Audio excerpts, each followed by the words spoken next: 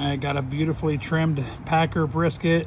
We're gonna smoke it through the night on the new beautiful Traeger Woodridge. Let's get after it. All right, like all my briskets, I run them at 225 through the night. So it's about 10:30 at night.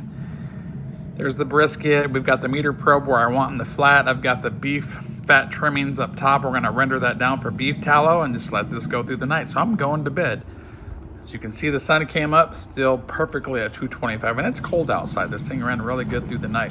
So we're sitting at about 170 internal, and that's about the time I want to wrap it. You can go further, go 175, even 180 if you want to develop more bark, but I'm comfortable where it's at now. So 170 internal, got my foil pan. It's going to go inside the foil pan, and it's always fat side down when I'm smoking it and in the pan. So 2 to 3 cups of beef broth, about a cup of that beef tallow. I'm gonna close this up. Then I'm gonna bump the Woodridge to 275 because at this point we're not taking on any more smoke. It's fully covered.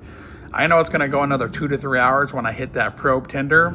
Just done a many of these. I just kind of know where they're gonna be. So it's about 3 hours later, and I know I'm probe tender. I'll show you right now. We'll open up the foil and we'll show you the bark is set up really nice. And now it's just letting that initial heat out, covering it loosely, putting it in an ice chest or an unlit oven.